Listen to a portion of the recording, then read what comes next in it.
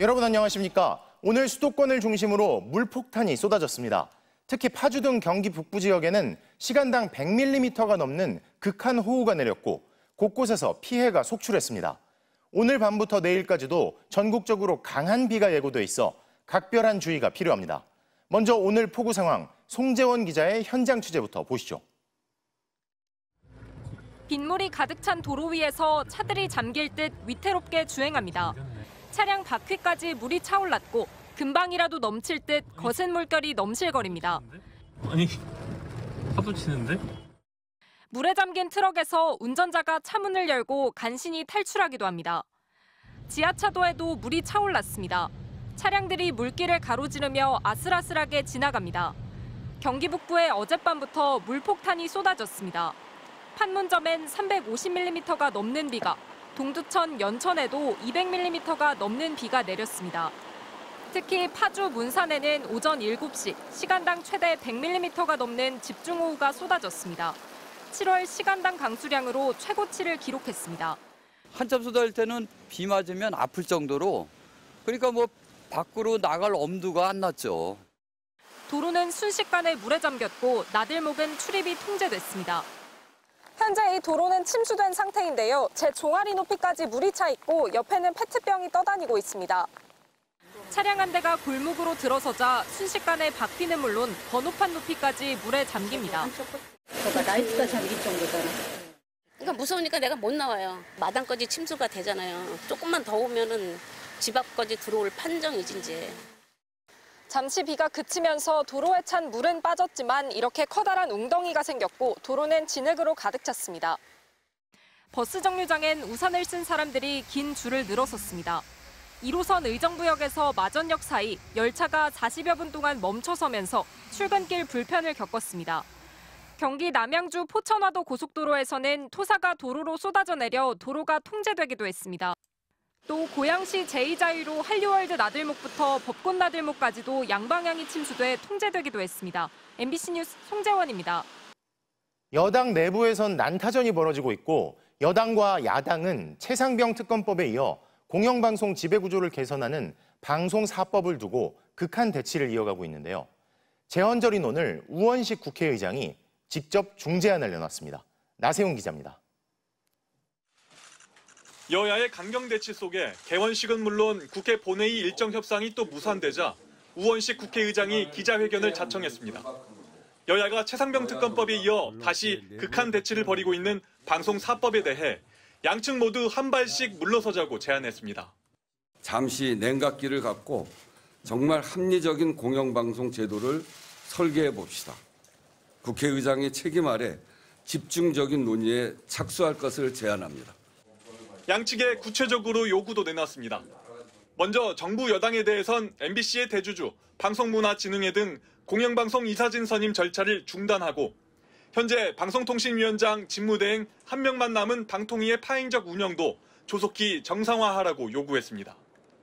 야당을 향해서도 수적 우위를 내세워 이달 중 밀어붙이려던 방송사법 입법, 새로 임명될 방통위원장을 겨냥한 탄핵 논의도 중단하라고 요구했습니다. 대신 범국민 협의체를 꾸려 2달 동안 새로운 공영방송 지배체제를 만들자고 제안했습니다. 정당, 시민사회, 언론 종사자와 언론 학자 등이 고루 참여하는 논의기구를 구성하고 2달 정도의 시한을 정해 결론을 도출해 봅시다. 여야는 일단 제안을 숙고하겠다고 했지만 속으로는 손익을 따지는 분위기입니다. 야권의 방송사법 강행 처리에 맞서 또다시 무제한 토론, 필리버스터를 준비하던 국민의힘은 여야 협의에 방점을 찍었습니다. 더불어민주당은 정부의 방송장악 추진을 막는 것이 우선이라며 공영방송 이사 선임 절차를 먼저 멈추라고 요구했습니다. 우원식 의장은 일주일 기한을 제시했습니다. 공영방송 이사진 선임 절차를 중단할지 대통령실의 결심과 방통위의 행동에 따라 한껏 꼬인 국회 상황이 풀릴지도 결정됩니다. MBC 뉴스 나세훈입니다. 북한군은 지난 4월부터 비무장지대 안에 지뢰 수만 발을 묻고 있습니다. 문제는 요즘처럼 집중호우가 내리면 지뢰가 남쪽으로 떠내려올 수도 있다는 건데요. 식별이 어려운 나뭇잎 모양의 지뢰도 많아 우리 군장병과 주민들의 안전사고에 대한 우려가 나옵니다. 이덕영 기자입니다. 북한군 병사들이 커다란 상자를 짊어지고 비무장지대 안을 이동하는 모습입니다. 상자 안에 들어있는 것, 목함지뢰와 나뭇잎지뢰 등 대인용 지뢰. 북한군은 지난 4월부터 이런 지뢰 수만 발을 비무장지대 안에 묻고 있다고 우리 군 당국이 밝혔습니다. 휴일도 없는 하루 12시간 넘는 매설 작업으로 폭발 사고도 10여 차례 발생해 다수의 사상자가 발생한 것으로 알려졌습니다. 문제는 쓸려 내려가는 걸 막는 사방공사 같은 조치 없이 마구잡이로 매설이 이루어져 폭우가 오면 지뢰가 남쪽으로 떠내려올 수 있다는 겁니다. 특히 휴대전화 크기의 나뭇잎 지뢰가 위험합니다. 육안으론 구별이 어려울 만큼 모양과 색깔이 나뭇잎과 흡사해 우리 군 장병과 주민의 안전사고 우려가 나옵니다. 우리 군 당국은 북한이 장마철 폭우를 틈타 의도적으로 지뢰를 살포할 가능성도 염두에 두고 있습니다. 수위 조절을 이유로 환강댐과 평강댐, 인남댐 등을 기습 방류하면 지뢰가 떠내려올 수 있다는 겁니다. 의도적인 지뢰 유실이라든지 또 과거의 환강댐 기습 방류 가능성 이런 등으로부터도 우리 장병들과 국민이 피해가 없도록 대비해야 합니다. 국방부는 기습 방류와 지뢰 유실이 북한 김여정 노동당 부부장이 대북 전단과 관련해 언급한 새로운 대응 방식의 한 유형일 가능성을 배제하지 않고 있습니다. 김여정 부부장은 어제 대북 전단 살포가 계속되면 대응 방식의 변화가 불가피하다며 새로운 종류의 도발을 예고한 바 있습니다. 통일부는 야권에서 추진하는 대북 전단 제재 법안에 대해 부정적인 의견을 냈습니다. 오늘 국회 외통위 업무보고에서 통일부는 대북 전단 관련 법률 개정은 표현의 자유가 헌법적 가치임을 강조한 헌재 결정 취지 등을 고려할 때 신중한 검토가 필요하다고 밝혔습니다. MBC 뉴스 이덕영입니다. 카카오의 사법 리스크가 최고조에 다다르고 있습니다. SM엔터 시세 조종 의혹을 수사하는 검찰이 김범수 카카오 경영쇄신위원장에 대해 구속영장을 청구한 건데요. 김 위원장 측은 불법 행위가 없었다며 맞서고 있습니다. 정동욱 기자가 보도합니다. 검찰이 주목하는 건 지난해 2월 28일 아침에 열린 카카오 투자심의위원회입니다. 이미 기소된 배재현 전 투자총괄 대표, 김범수 위원장 등 카카오 경영진이 참석했는데 여기서 김 위원장이 시세 조종을 승인한 걸로 보는 겁니다. 이날 주식시장에서 SM엔터의 마감 시세는 주당 12만 7,600원, SM엔터를 놓고 경쟁하던 하이브가 주당 12만 원 공개 매수에 나섰지만 추가 지분 확보에 실패했고 이후 카카오가 SM엔터의 최대 주주로 등극했습니다. 검찰은 당시 카카오가 나흘간 2,400억 원을 동원해 SM엔터 주식을 553차례 비싸게 사고 경쟁자인 하이브를 방해한 걸로 보고 있습니다. 주가 조작 혐의 인정하십니까? 카카오가 창사일이 최대 위기라는 말이 나오고 있는데 관련해서 한 말씀 부탁드립니다. 한 말씀 해주시죠. 정실 조사에 임하겠습니다.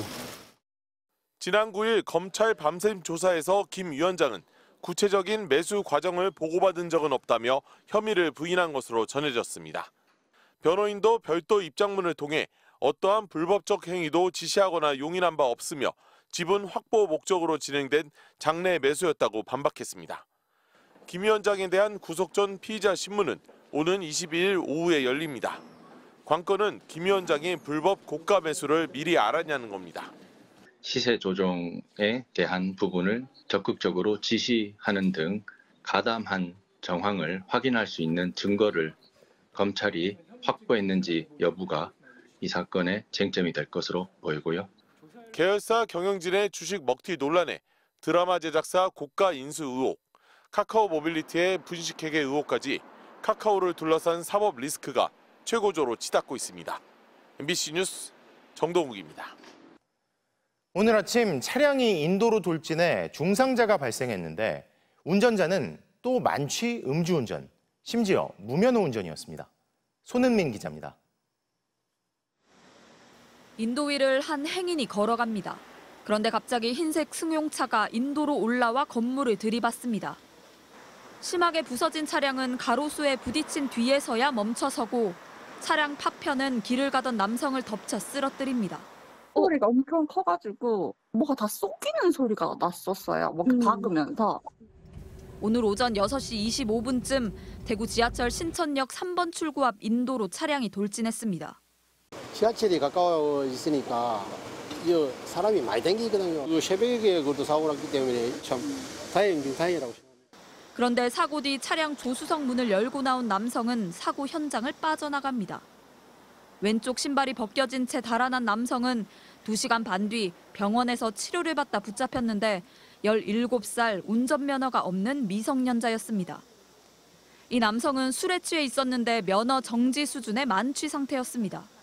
사고 차량 뒷좌석에서는 20대 남성이 목과 다리에 부상을 입고 구조됐는데 혈중 알코올 농도가 면허 취소 수치였습니다. 20대 남성은 차량 소유주로 파악됐고 앞서 면허가 취소돼 면허가 없는 걸로 확인됐습니다. 경찰은 두 사람이 시내에서 술을 마신 뒤 차를 몰고 가다 사고를 냈다고 보고 있습니다. 하지만 서로 운전은 하지 않았다고 주장하고 있습니다.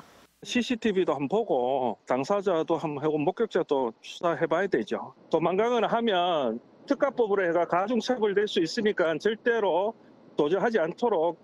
경찰은 사고 경위를 파악한 뒤 운전자에게는 특정범죄 가중처벌법상 도주취상 등의 혐의를 적용할 방침입니다. MBC 뉴스 손은민입니다.